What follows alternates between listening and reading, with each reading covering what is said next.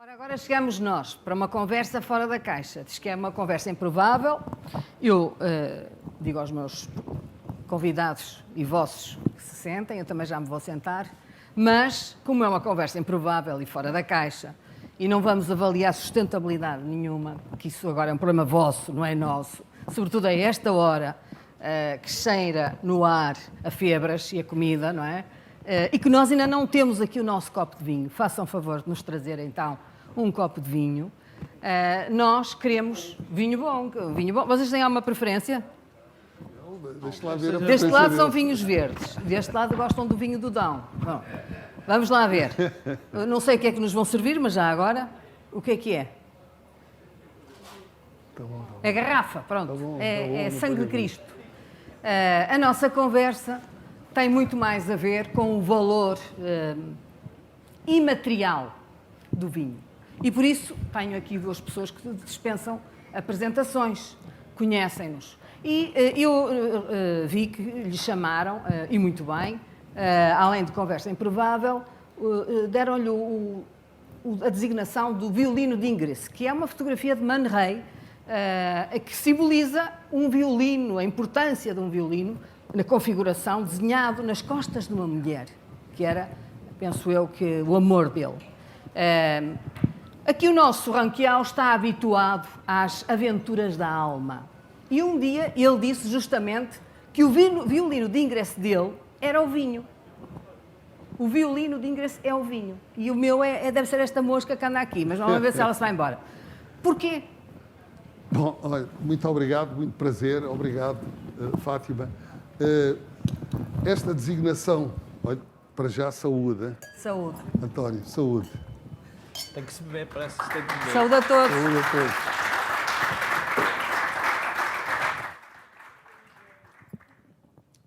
É bom? Não sei o que é, que não nos chegaram a dizer, mas é bom, é.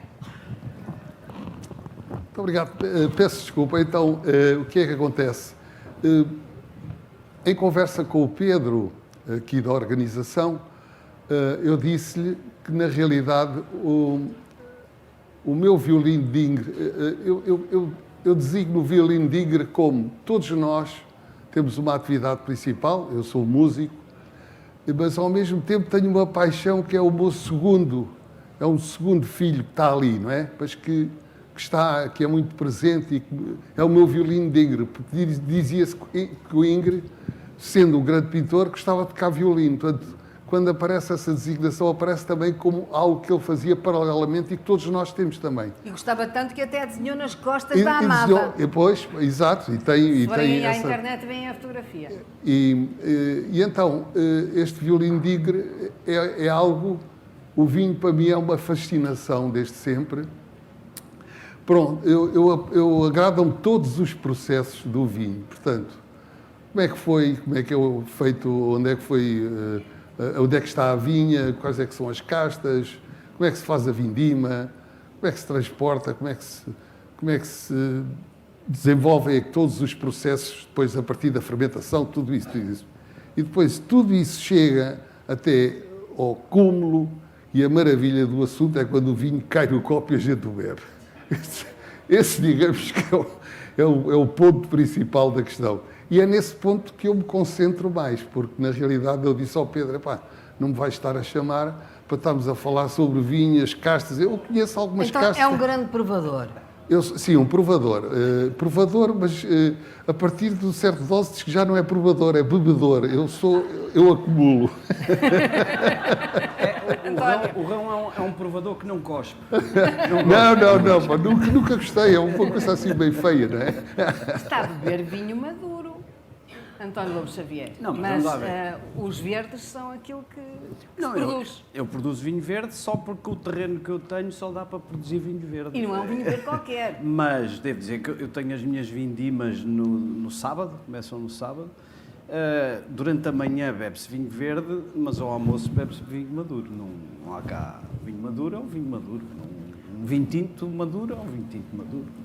O que é que o vinho lhe contribui para a sua felicidade, até para o seu desenvolvimento humano, como pessoa? Bom, isso é complicado, sabe porquê? Porque todas as asneiras que eu fiz foi com vinho a mais. Todas as decisões erradas da minha vida. Tenho de começar pelo lado mau. Todas as asneiras, todas as decisões erradas, todas as palavras que eu gostaria de não ter dito, foi o vinho. Portanto, eu sou um homem, preciso de filtros, e o vinho tira os filtros, mas também quem presenciou essas asneiras todas fica a saber realmente como é que eu sou. Pronto, qualquer dia sem vamos filtros. esperar por mais Sem um vídeo filtros. na internet. Não, isso acho que não. Não, esse vídeo do Paulo Rangel, a mensagem que eu lhe mandei foi que se fosse comigo teria sido pior. Mas não, o vinho, como o Rão diz, todos nós fazemos coisas e gostaríamos de ter feito coisas alternativas. Eu se não fosse advogado, eu gostaria de ser músico e, portanto, é a minha afinidade com o Rão, toco guitarra.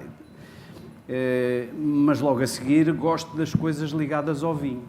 Gostaria de restauração. Cheguei a trabalhar em hotelaria.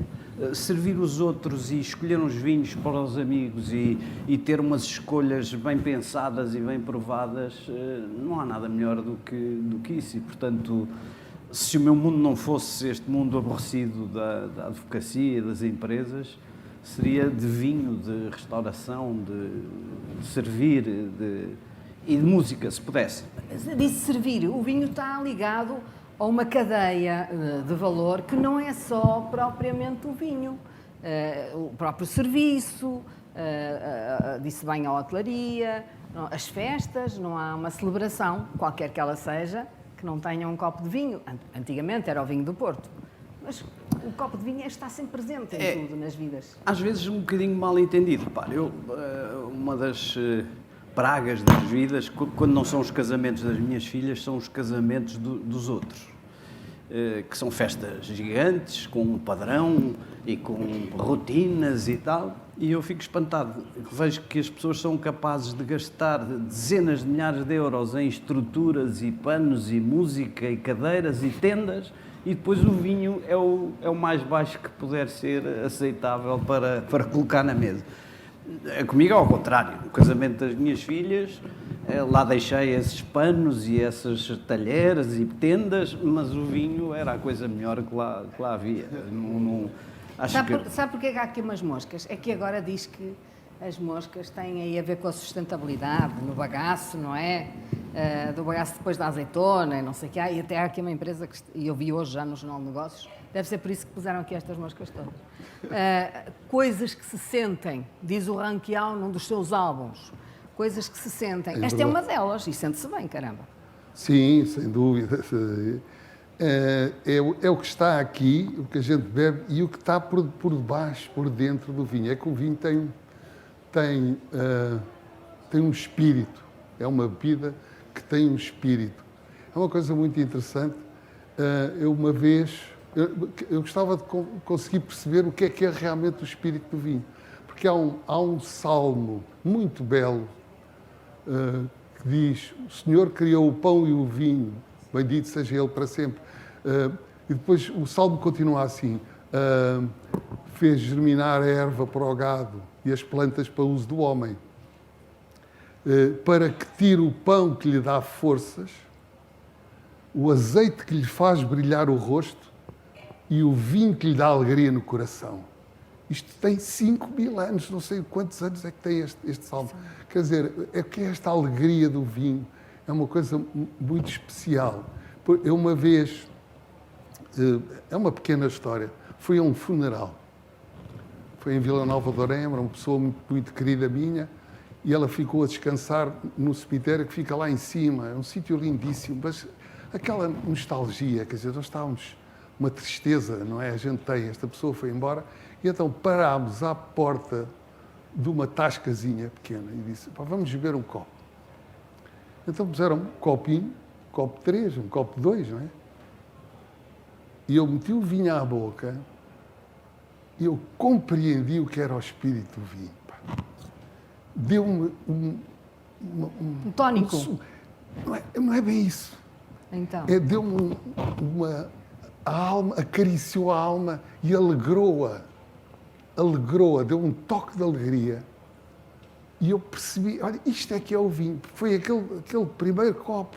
A gente percebeu que, na realidade, é uma bebida que tem qualquer coisa de muito, muito profundo, misterioso na nossa ação e na nossa maneira de ser e na nossa maneira de proceder e de sentir.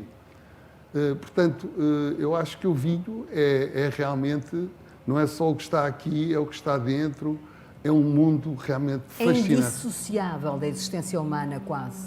Praticamente desde sempre, quer dizer, o que é que acontece?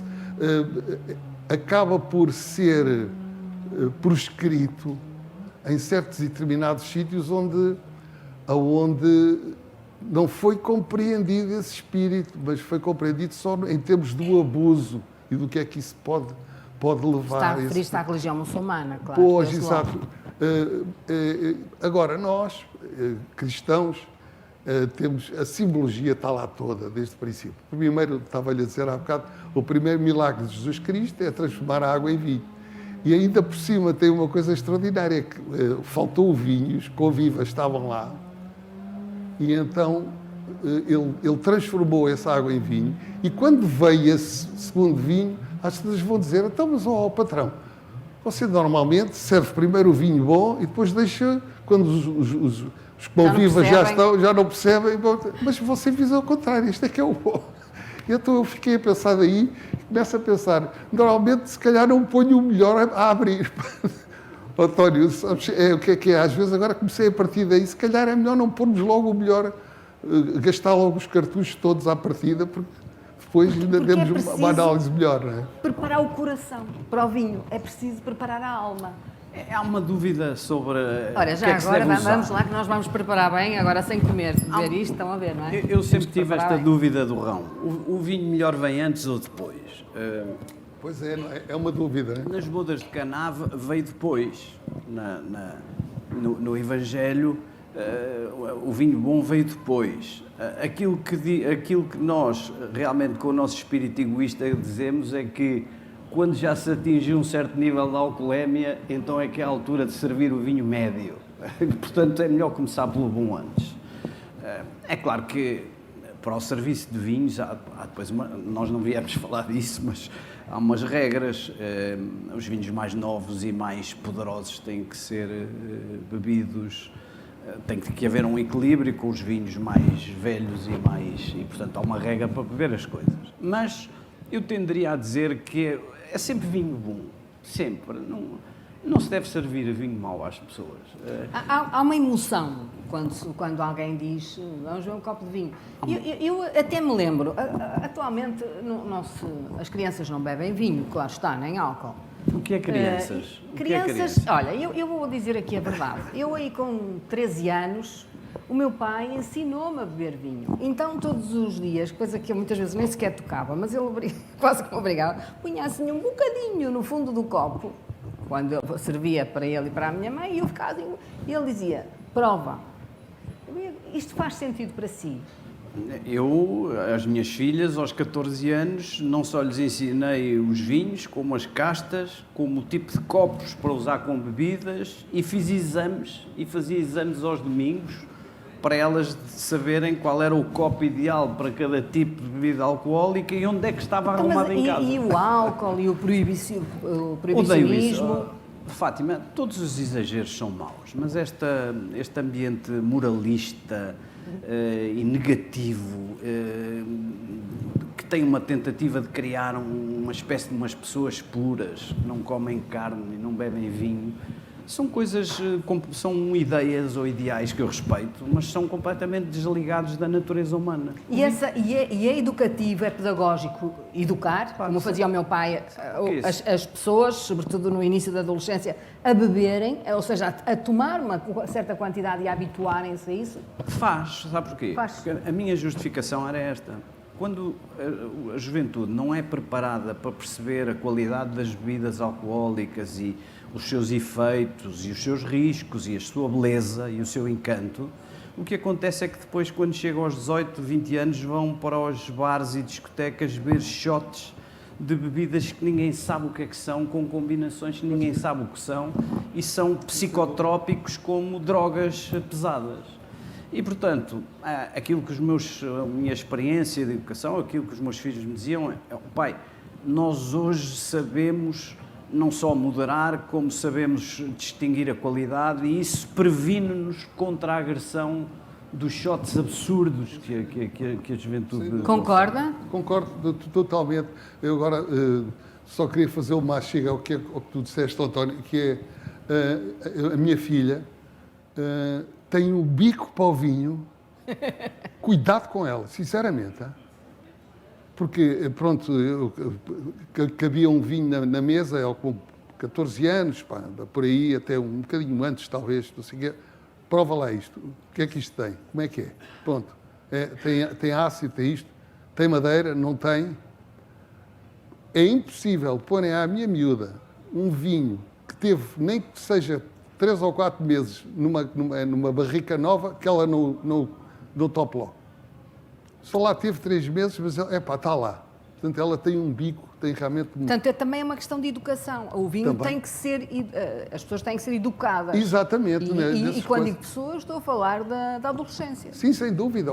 Fátima, e agora aquilo em relação ao que o António estava a dizer, poupa realmente uma posição extremista com o álcool, porque a mim já me perguntaram, então você bebe álcool? Nunca na minha vida bebi álcool. O que é isso? Eu bebo vinho. Esta Claro. coisa de você bebe álcool Mas, é um mas absurdo. os miúdos hoje bebem álcool. Pois, no sentido exato. literal da palavra, com os tais shots. Exato. Vai para uma atitude extremista. Nem querem saber o que aquilo é. E então é mesmo só para... Porque eu também conheço quem beba só para digamos, para, entre aspas, mocada, para o efeito Claro. só. E se há quem beba assim, mas quer dizer, o vinho não tem culpa da maneira como ele é utilizado. Mas pode ser utilizado assim. E esse tipo de atitude realmente cria este extremismo que os miúdos fazem dos shots e dessa cena toda.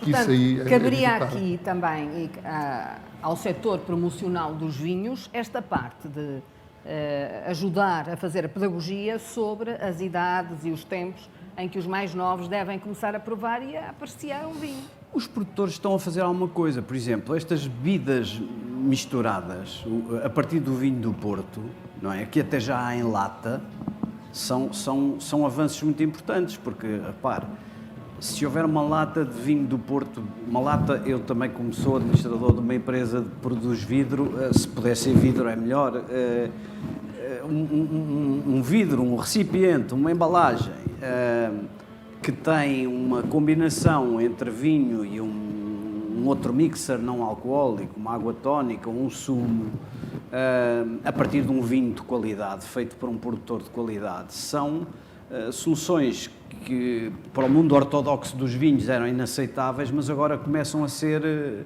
utilizadas no vinho do Porto, sobretudo. E eu acho bem, porque a juventude, em vez de beber shots, ou em vez de ir a uma área de serviço comprar o álcool mais barato que vê na prateleira, antes de chegar ao tempo da festa, que é o que eles fazem, tem hoje soluções mais equilibradas e menos negativas para a saúde. É claro que aqui eu não resisto a contar uma história que quando estava a organizar o casamento das minhas filhas, havia um homem lá do... Elas já casaram todas? Só casaram 2. Mas ainda temos chance sim, de ir ainda àqueles casamentos. ainda mais. Há mais vinho para mais. Mas um dos homens do catering dizia-me, ao Sr. Doutor, vamos ver aqui tal, número de garrafas que é preciso. Isto, desculpe, mas isto é diferente, consoante homens e mulheres. Portanto, se for mulheres é uma quantidade, é uma, se for o predomínio de homens é outra. Como é que é em sua casa? E eu disse, conte tudo como homens. Para esse efeito, conte tudo como homens. Agora, há uma coisa que se a Fátima me deixar, que eu gostava de perguntar ao Raul, que é um músico amador, um músico tem uma banda e tal, do escritório e tal, mas aquilo que é o caso dele. Está muita angústia. Todos os músicos, mesmo os bons, têm angústia. E o vinho tira a angústia. Mas aqui, o acerto na dose é muito complicado, porque a partir de um certo nível perde-se o sentido dos ritmos e dos tempos e a coisa pode ser uma tragédia. E a minha experiência de músico amador para tocar em público é que boa parte das vezes ultrapassei a angústia, tirei a angústia, mas também tirei o sentido do tempo e do ritmo. Como é que o Rão afina isso? Não, eu acho que isso é muito relativo, não é? É relativo a relação, entram vários elementos. Primeiro, o controle que tu tens sobre o teu instrumento. Se o controle for grande, se for um tipo seguro... Souber conduzir bem. Posso beber, porque Claro. o centro está... Agora, se eu for, aquilo está colado com cuspe. Bebo dois copos... Obrigado por Não é isso, não, mas repara... Amador. Mas, António, repara, eu não estou a falar porque a gente tudo é relativo. Tudo atrapalha o que tu queres dizer, até os sapatos. Exato. Não, mas há realmente uma dose a partir da qual a coisa fica complicada. Mas eu vi extraordinários músicos, eu estou a dizer nível do plano tipo A, não é? Portanto, havia um grande saxofonista chamado Dexter Gordon, que veio cá, muitas vezes eu era um fã, quer dizer, chegava ao Dexter, as minhas pernas ficavam assim. Eu realmente fã dele, e lembro-me de ver ele, posso dizer o termo, vocês desculpem, grosso. Não é? Pensei que era afinfar-lhe bem. Não, ele estava, quer dizer, pouco a abanar, não é? E tocou, e eu não notei nada no concerto todo. Muito inspirado, tudo bem. Se calhar outro qualquer, não habituado a essa coisa, pode sentir. Eu acho que tudo isso é uma questão de dose. Mas vi grandes músicos realmente com uma dose de terem bebido e funcionar bem. Eu acho que isso é pessoal. Penso, e o estilo de música, vamos supor, se eu for tocar uma música, por exemplo, uma partita de Bach, que é tudo bem escalonado, tudo uma atenção a 100%, aí funciona, o álcool não funciona muito bem. Mas se for, por exemplo, uma música onde, por exemplo, tocar um blues, uma coisa, ou mesmo vamos cantar um fado, uma coisa que, já dá para que menear. envolva, exato, que digamos, o corte rítmico não é tão completamente definido, mas conta muito, digamos, a alma, não é? Pronto, mas eu, de certa maneira, em relação à música, também digo, como diria o meu amigo Carlos Gonçalves, se a música que eu estou a ouvir não tiver alma, por melhor que esteja, não é? De modo que acho que não aconselho que objetivamente se beba, mas que se alegra pronto, um bocadinho. É bom. Agora, acho eu. este precioso líquido, não é? Também se presta às vezes a alguns snobismos. Quando vemos, às vezes, certas pessoas que não percebem nada de vinhos, mas que fazem disso uma forma de estar e começam a olhar, depois provam um bocadinho, depois dizem uma dica. Isso às vezes também é um bocadinho ridículo, não acha? É sobretudo quando as pessoas não sabem nada. Se souberem muito, não é tão ridículo assim. Mas essas são poucas as que sabem muito. Sim, é verdade. Mas há uns rituais. Eu acho que é uma boa inventiva para vender produtos. O mundo dos vinhos arranjou um ritual e uma poesia para descrever os vinhos, que não é totalmente desligada da realidade. Enfim, precisa de uma linguagem especial, mas os aromas de que eles falam existem. As sensações de palato e de língua de que falam os grandes enólogos existem. Agora, há pretenciosos que de facto transformam isso numa coisa ridícula, mas há muita gente ridícula no mundo, não é? Em todo lado, não é? Consegue distinguir assim tão bem os cheiros, todos os sentidos? Sim, olha, uma vez o Hermano José convidou um dos maiores enólogos portugueses, o João Nicolau de Almeida, que era filho do criador do Barca Velha e que foi enólogo na Ramos Pinto e que tem os seus próprios vinhos, todos de altíssima categoria. E o Hermano José sujeitou a uma prova de 5 vinhos internacionais, prova cega. E o João Nicolau de Almeida, que é uma pessoa agradabilíssima e simples, falhou todos. Portanto, Fátima, eu sei explicar o que é que estou a beber e o que é que estou a cheirar, mas posso falhar. Há uma coisa que eu lhe posso dizer, vinho verde não é. Não, vinho verde não é. Mas produz vinhão, podia ser pela cor. Podia ser pela cor, não, ele produz vinhão. Eu também estou lá. Não, o vinhão seria um... Também o vinhão também, olha, dá cor, não é? Seria um vinhão Já tínhamos regado, já tínhamos porque aqui os dentes. não tem suficiente densidade, nem suficiente profundidade de cor. Podia ser, agora há uma moda de regar as vinhas todas, está ali o Arlindo Cunha, que é um sábio sobre essa matéria, eu peço desculpa se disser barbaridades. A história de regar as vinhas todas é uma coisa um bocado... Portanto, isto seria um vinhão regado, porque se não fosse regado com stress hídrico, seria uma coisa completamente diferente vista à distância. Não tem hipótese nenhuma. E o vinho, no vosso entender, é alguma coisa que vocês tomam todos os dias ou reservam-no para momentos, para um dia da semana? Faz parte do seu dia-a-dia, do seu cotidiano? Sim, totalmente. Não acompanha nenhuma refeição sem ser com vinho? Sim, não consigo ver-me, quando às vezes uma situação, em certos sítios onde eu vou tocar, onde não há álcool, ai meu Deus do céu, como é que isto vai ser? E quantas refeições come por dia? Quantas refeições come por dia? 2? Não, é só uma. Sou de uma refeição. mas do CDS, como deve de ser. Como aquela mesmo, sim senhor, e então tem que haver vinho. Não, uma refeição sem vinho é assim uma coisa, é um jardim sem flores, há aquelas coisas todas que a gente diz. E porquê o vinho do Dão, que é a sua preferência?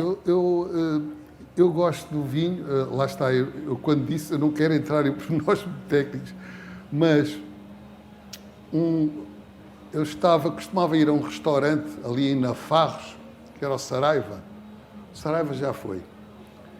E o homem sabia de vinho sabia muito de vinho, mas não tinha termos nenhuns, aquela coisa, por exemplo, a acidez fixa, ele designava de uma coisa e não sei o que, tinha assim os dois. Então, a comparar um vinho de uma certa região com outro, ele dizia, eu não gosto deste. Então, mas porquê, ao Saraiva? Não tem estalo. E o que era o estalo? Estalo é uma certa acidez que tem que ter, é uma certa na língua. acidez. Por exemplo, o vinho alentejano é um vinho com pouca acidez, é o vinho mais bolengão, é mais grave, é o contrabaixo dos vinhos, no Alentejo é o contrabaixo, né? Depois, digamos que depois, se a gente quiser ir para o instrumento agudo, é a bairrada, que é a baga, são castas que só ao fim de uma série de anos é que se conseguem beber, porque têm muita acidez fixa, pronto. E o Dão tem a combinação entre as duas. Eu gosto do vinho que tenha um certo estalo. Saraiva, dedicado a ti. O estalo é aquela coisa de sentir a língua... Exato, tem uma certa acidez, uma ligeira acidez que tem que ter. Engraçado. Inclusivamente, esse meu querido amigo anólogo me disse que muitas vezes no Alentejo ponham ácido tartárico para subir um bocado a acidez dos vinhos. Porque o vinho do alentejano... Isso deve ter a ver com as terras, não é? Com as terras e com isso. Do calor. E o calor. E então, olha, então é melhor não regar muito, não é? E então, portanto, o vinho do Dão acaba por ter aquela combinação que eu gosto muito. E não é de todos, mas, digamos, se eu selecionasse uma região, peço desculpa às outras, mas seria Dão. Mas também digo uma coisa, Fátima, há bom vinho excepcional em toda a área do país. Toda a área tem vinho. Agora até na zona de Lisboa, e na bocado em teve aqui todo um lado, produtor. Em todo lado a gente encontra bom vinho. Exatamente, está ali. Pelos vistos é um dos maiores exportadores. Pois, E o António Lopes está para estar. É Luís. Mas está o Arlindo Cunha do Dão. Pois. Para agradar ao Eu Dão. sou confrade dos vinhos do Dão, ele também deve ser, não é? É confrade dos vinhos do Dão. Sou, sim, senhora. Eu Olha, já também agora, só uma coisa rápida. Fui muito amigo, e este anólogo foi o Magalhães Coelho. De certeza, o grande, portanto, olha, era só quando eu vi, sem dúvida. Isto já é aqui um grupo de amigos que estamos aqui, que os outros estão a comer as febras. O António também toma sempre vinho todos os dias, ou apesar de gostar, mas reserva só para alguns momentos. Fátima, estamos numa época de confissões, vou também fazer a minha confissão. Eu sempre bebi vinho todas as refeições, e se não houver vinho, prefiro não comer. Mas de facto não se bebiam vinhos tão bons como hoje, não. Não havia... Não tinha nada. Era a granel, era do garrafão. Não tinha nada a ver, não tinha nada a ver. Mas tenho uma doença no fígado e a minha médica, que não tem causa alcoólica, é por causa dos jornais, não tem causa alcoólica, a minha doença de fígado. E a minha médica disse assim, você bebe? Sim, muito moderadamente. Mas o que é moderadamente para si?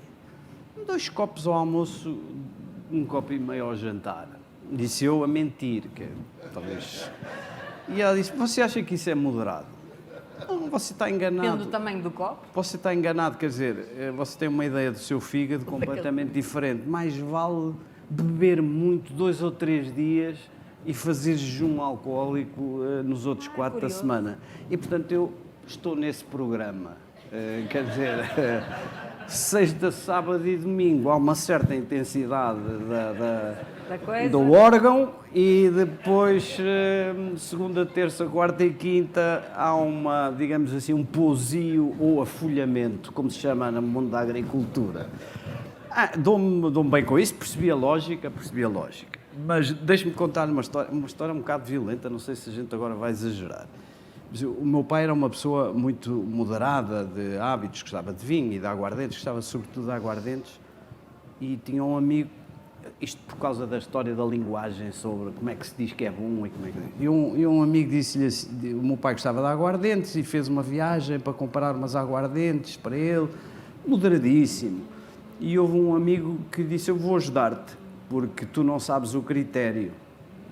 Então qual é o critério? O critério, eu peço desculpa, mas a Fátima disse que nós tínhamos liberdade Pronto, total. pode dizer a asneira. O critério é a espontaneidade do arroto. Pronto. A aguardente em que sugere um flato franco é boa.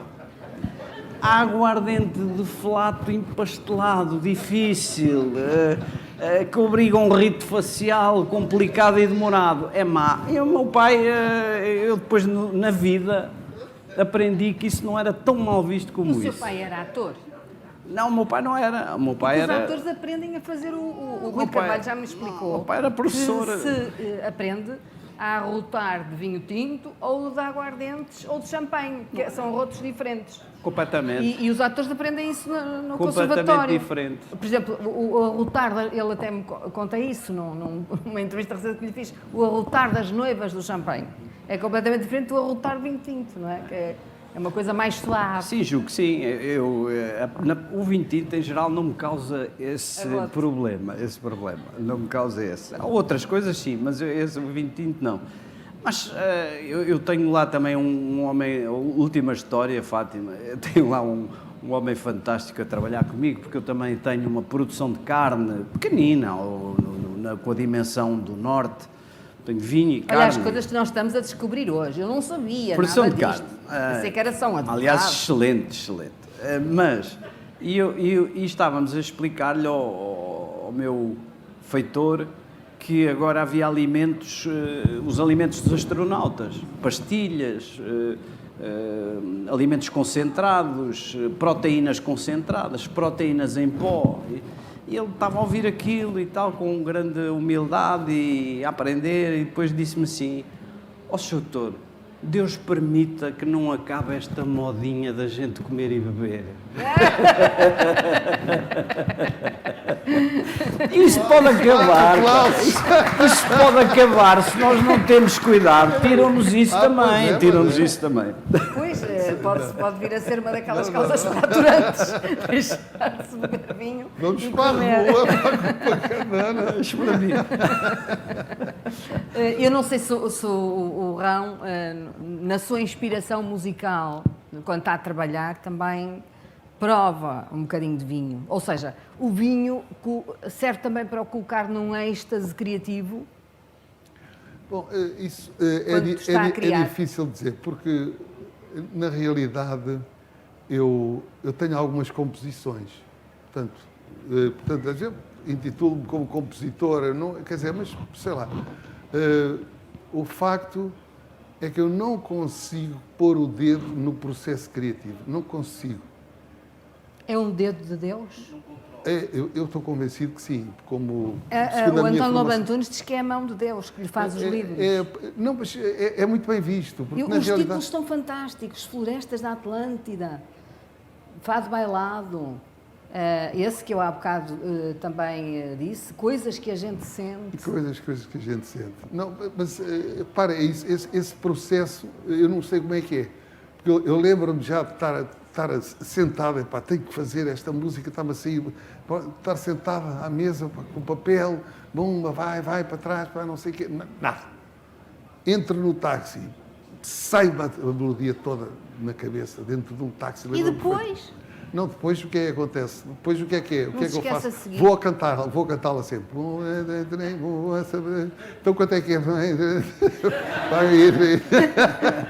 Até chegar a um papel ou gravar aquilo. Eu tenho um gravador de cassetes daqueles antigos, tipo Walkman, então ponho logo lá ou numa pauta e pronto. E tendo esse ambiente, já vou em frente.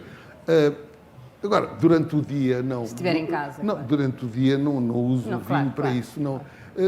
O vinho é mais, como o António estava a dizer, para facilitar as nossas relações pessoais, porque a música é uma relação pessoal. A gente relaciona-se só com uma linguagem, que é o som, não é? A música não é um pouco mais até, não é uma relação com o divino. Sim, evidentemente. Quando digo divino, com um sentido de criação, sim, não é? Sim, evidentemente. Mas claro que nada disso é feito por vontade própria. O que eu quero dizer? Eu não posso dizer, eu agora vou tocar criativamente. Isto é um absurdo. Claro. Tudo sucede, lá está, tudo sucede por si. Não é? Eu vou tocar e depois eu disse, tiveste alma a tocar. Eu não vou dizer, eu agora vou tocar com alma, isso é um absurdo. A alma sai quando sai.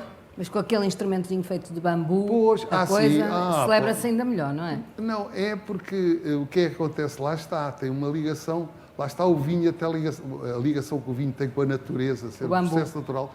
E o bambu também é uma coisa que a gente agarra numa cana, corta, faz uns buracos. Portanto, há qualquer coisa de intrinsecamente natural no instrumento, no material que provoca o som, que nos liga muito à natureza. E tem uma coisa muito interessante. É um instrumento, peço desculpa de entrar um bocadinho, só porque acho um pormenor interessante ligado à flauta de bambu. É um instrumento que era usado para a celebração, e é usado para a celebração, andar a rua, um tipo na rua a celebrar, a fazer coisas até de miúdo, não é? Mas ao mesmo tempo usado também para manifestações espirituais profundas. Tanto que Krishna, que era um deus indiano, Krishna, era flautista. Aparece na simbologia, nas pinturas, era um flautista que andava-nos... Estou-me a lembrar do Cântico das Criaturas, de Francisco de Assis, também. Sim. É com uma flauta. Sem dúvida. Lá está a característica deste instrumento e que acaba por, de uma maneira assim bem transviada e com uma viagem assim meio, sem a gente perceber muito bem como, acaba por estar ligado também a este mundo do vinho. Agora, uma última pergunta aqui para o nosso António Lobo Xavier. É mais interessante estar no Conselho de Estado ou estar nessa banda amadora e ter bebido um copo de vinho? Onde é que é mais feliz? Não existe nenhuma sensação na minha vida comparável com a de tocar com a banda depois de um jantar e beber um copo. Claro que os copos, na música do Rão não é bem assim, mas os copos são inimigos de amplificadores e de guitarras. Quer dizer, entornar um copo de vinho é uma tragédia num amplificador e tal. Mas na minha vida não há outra sensação comparável à de tocar em público ou com amigos, com uma banda depois de um jantar. Isso não existe nada, nem sequer perto. No Conselho de Estado, sobretudo, não. Enfim... O senhor deve ser o mais novo do Conselho de Estado, não?